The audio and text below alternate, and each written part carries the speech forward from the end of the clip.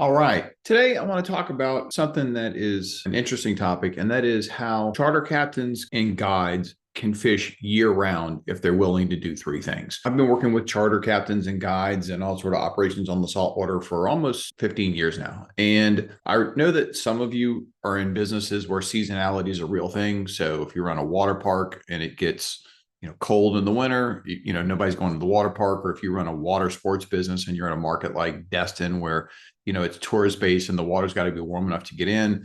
I realize that's not a year-round business. But if you're in, say, the fishing business, or if you're running dives or sunset tours or pontoon boat rentals or just any sort of sailing charters, any type of business where it's not dependent on somebody getting in the water and being cold, or there just being physically no one there to work with. The reality is that there are year-round operators in almost every market. And so what's interesting is I hear from a lot of captains who tell me, and this is September. So, it's been after Labor Day, and hear from a lot of captains that say, well, we're going to shut it down for the winter and we're going to do X, and maybe that's, back to your job as a fireman or, construction or whatever. I mean, I've heard it all at this point.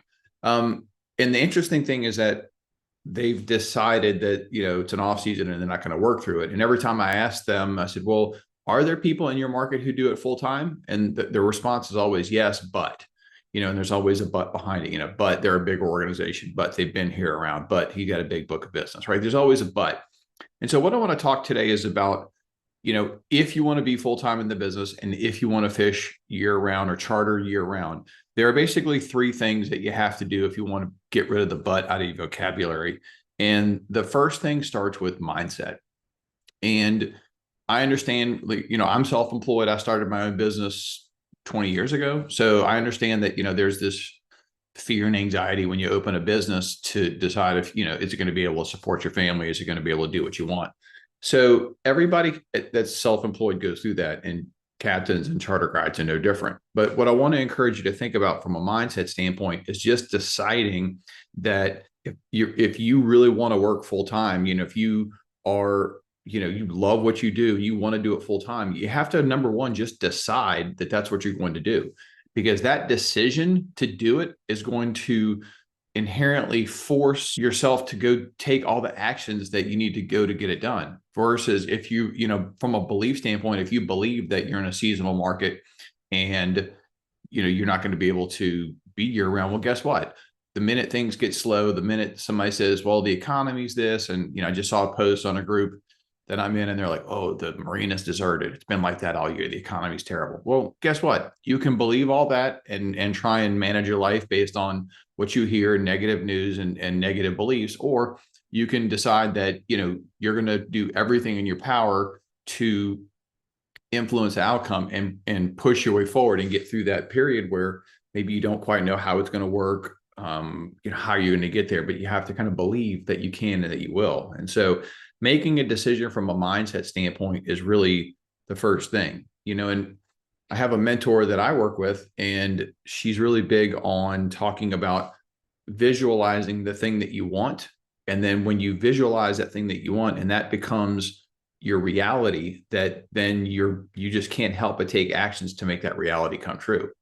And that's, if you want to fish year round, you start thinking about all the things you could be doing if you were going to be fishing year round, versus if you just mentally have decided, after Labor Day, I'm shutting it down, or whatever my seasons are, I'm going to go back to whatever. If you have that in your head, guess what? Your actions are going to reflect that, and you're going to do that. So the mindset shift is number one. And I would just encourage you to look around in your market, that if you have people that do it full time and year round, and you know who they are, and you can find them, then guess what? If somebody else has done it, you can too. And there's no other reason other than just strictly desire that kind of starts that process. The number two thing in being able to be a charter or guide year round is execution. And by execution, what I mean is that the things that seasonal captains and guides do look different than the things that year-round captains and guides do. So whether that's, putting extra effort into your marketing, whether that's, stuff that you do, or working with an agency, you're running ads, or posting on social media, or attending trade shows, or expos in your area, whatever it is, those sorts of things take on a different light if you're looking to go year round, because at that point, then you might plan to do things in the off season. You might plan to do things that put you in front of a different type of clientele. If like I hear people all the time say they want to take groups. Well, do you do any networking with people that go to business meetings? I mean, that host and do those sorts of things, or do you just rely on your network for that kind of stuff? So if you really were serious about getting business groups and functions, you would go and look to make relationships with people that either book those kind of things or that know people that book those kind of things, et cetera. Same thing goes for like if you're in an area where there are hotels and restaurants and tourist places, maybe you go to those places. I mean, they're open during the off season, and they're looking for things that are going on that they can businesses that they can partner with. So are you developing those relationships? So all those sorts of things go into, functioning and getting things done that maybe if you're just here for the short term, you're not thinking about.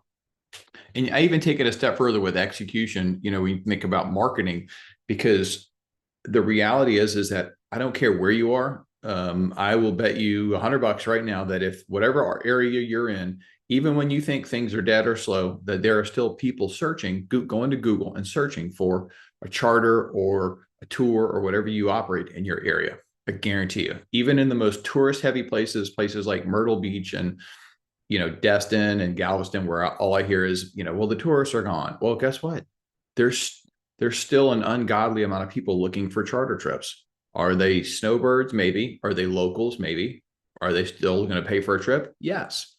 And so looking at what you can do to compete during those off-season times for, those trips in your area is a reality. It means you don't turn off your ads and you don't go back to doing what you were doing. You got to still have some kind of a budget, for being visible if you're not really well placed on Google organically. And then, there's another piece of this that comes into play to realize that if you are in an area where there's a strong seasonality, well, guess what?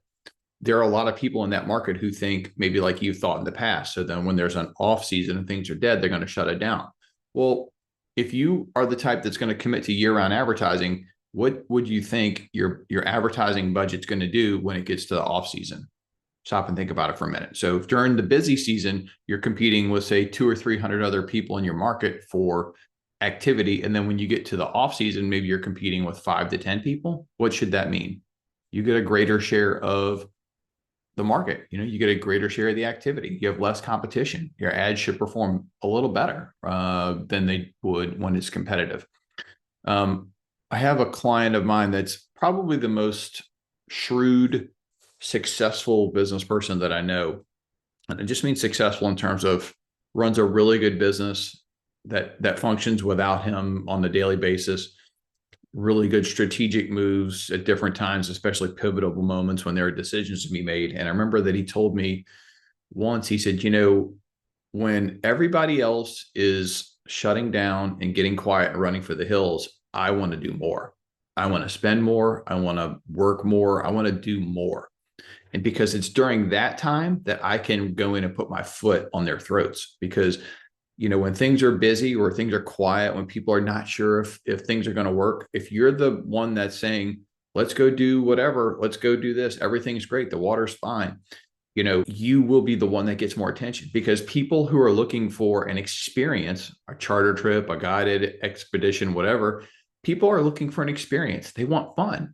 And so if you're going to stand up in front of everybody and say, hey, we're having fun, it's fun right now, it's just as fun as other times, guess what? They're going to find you for that, because everybody else is saying, it's no fun right now. Tourists are gone, blah, blah, blah, right? It's a whole different thing.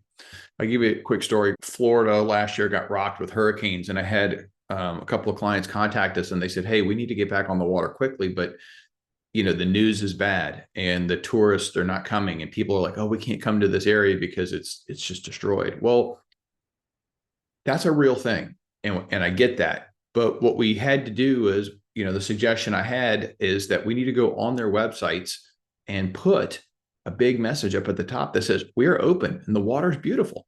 And basically the opening part of the website said, hey, we know you've heard about hurricanes, but the water's beautiful and we're open, we're here. So if you want to come down and come have the experience, come on. And one of the clients told me, he said, he booked a trip almost immediately after making that. And he called me and he said, the lady that booked the trip said, thank you. She said, there was so much negative stuff when she was searching around and looking at stuff, and she was almost not going to come. And she says she saw our stuff and she was like, oh, these guys are just operating business as usual. It's like, I want to have fun. I don't care about all this negative stuff or all the other things that other people are doing. And that's the reality. It's all those little wins like that, those one-off trips that make for the difference of you saying, I can't fish in the off season to you can, right? And maybe you don't do 7 days a week. I don't know. But I mean, maybe it's whatever it is, it's enough to keep you doing this and growing and then continuing to build your business from there. And that's the part of it that, if would have been easy for the captain in that experience to just have not make any updates and just hope somebody found him. But because he chose to say, give a positive message and say he's here and commit to going through it. So he did these first two things that we're talking about, and he got rewarded. They made it through the hurricane recovery period, which is oftentimes enough to destroy businesses. Any kind of coastal tourism-based business can get destroyed when the hurricanes come through, when they have that sort of lag period afterwards. And that example is really not any different, whether you're there, whether you're in the Pacific Northwest and your fishing is seasonal. It's none of that is any different. It's all the same thing, because in every market that I hear people say it's seasonal, I don't fish year round. Guess what? We have clients that fish year round and do trips and activities year round in those markets. So I'm telling you, it can be done. Now, that doesn't mean you want to go and spend $1 gajillion on advertising and get upside down on your expenses, but it does mean that you still want to be smart to have a presence. And even if it's a scaled down budget, you still have a budget, you're still visible. Okay. And that's a very important part of the process, is the execution, the year-round execution of your business doesn't stop. You continue to do the things that grow your business. Okay. Now, the third piece of, going from, say, part-time to year-round in terms of if you have a business that's seasonal, is finding the right training and support. Because the reality is that if you want to develop a year-round business, and this is no different than if you were, say, again, in a restaurant or doing something else that's in a marine or tourism-based area, is that if you want to grow past where you are, then you have to acquire new skills or find new help to get past that if you're going to do it yourself. Okay. So training and support means that maybe you work with a marketing agency, somebody like us. Maybe you have somebody in your world that does a little marketing. Maybe it's a friend, a teenager or something, and you pay them, to come and record videos for you during the slower time season, and you build your video library and you learn how to do drone footage and you learn how to take better shots and you learn more about social media, right? All those sorts of things go into developing your skills. And I'm not suggesting that everything you got to go learn in marketing is to learn how to do it yourself. But when you learn about that strategy or that tactic, it takes the cloud of confusion away from it. It takes the fear away from it, because now all of a sudden, even though you may not be the one to sit down and write captions and post stuff on social networks, if that's not your thing, guess what? You'll have a better understanding of what you should be doing, how it could impact things, and how that can help you in your goal to be a year-round person. So even just understanding the tactics or the things that go on will give you a better example of that. And back to the other things we've talked about, like maybe it's developing relationships with other businesses. So I'll give you an example. We work with a lot of captains who have specialty types of trips that they run. Maybe they're inshore guys or they're offshore guys or they're fly fishermen or whatever. Well, they develop relationships with other captains in the area. And that way, when those guys get people in that are interested in that, they're able to refer a business back and forth.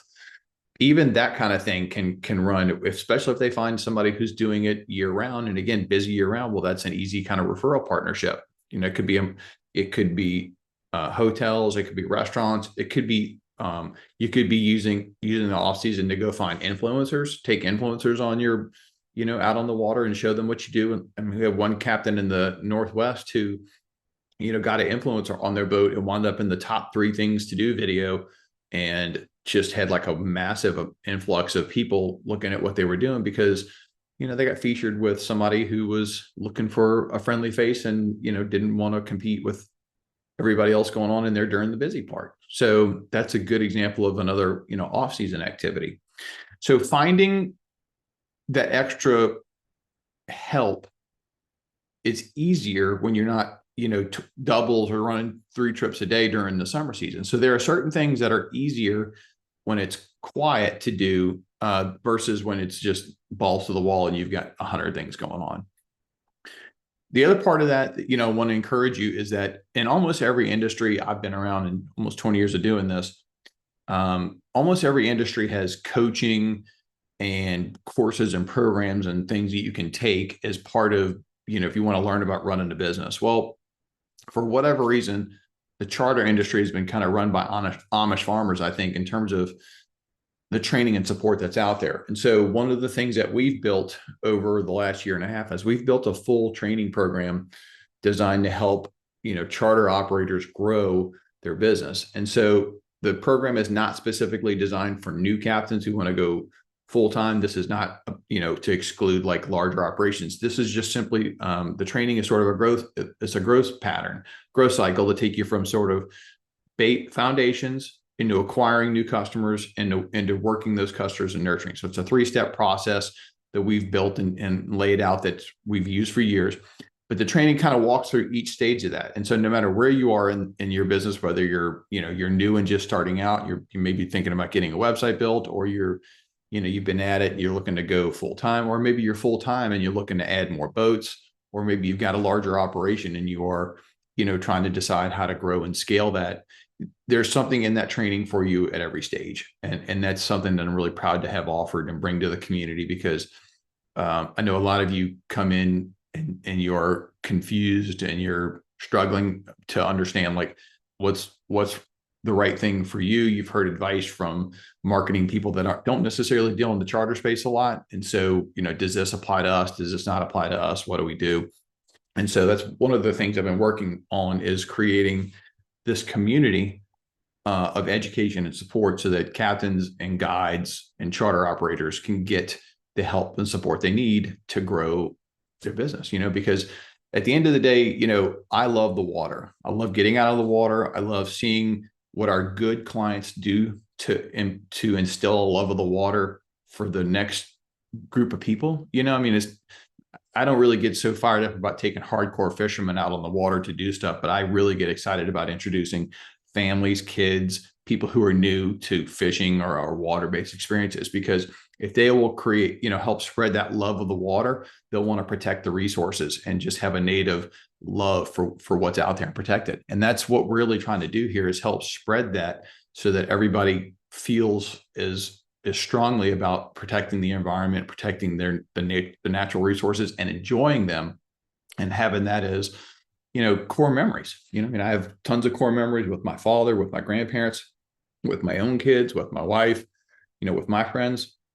Those are some of our best memories have been on the water. And so part of what we're trying to do here is help spread that and make that possible for the captains and guides who are really good at what they do and who like people and who want to have people have a good experience, to go and spread that and do that more. And that's what we're after here. But so just to recap, so no matter where you are, if you have a business on the water, you can operate a business full time. There are some things, though, that you have to do differently if you haven't been doing it before and you want to do it. And so those 3 things are, get your mindset right, do what you need to do to get between the ears to decide that full-time is a possibility. You can do it. There are other people who are doing it, and committing to that action will sort of pull all of your following behaviors behind it. Okay. So that's really important. You can't skip over that. Number 2 is to learn what needs to be done from an execution standpoint to support year-round business, right? And that might be marketing, that might be business, that might be, adding additional revenue sources, that might be, adding other trips. I don't know what those things would be for your specifics, but that's part of getting it done. And then the third piece is finding the right training and support so that wherever you are, you can kind of take the next steps to grow and improve your own skill set and improve what you're doing inside your business. Okay. So follow those 3 things, and I look forward to seeing all of you grow in your business over the next year and going year round. And if you have any questions at all about, marketing help, this training and support community that we're building, I invite you to go check out our website, saltwatermarketing.net, and see if you have any questions there. You can find ways to contact us and get your questions answered. All right. Tight lines, everybody. Have a great rest of your day.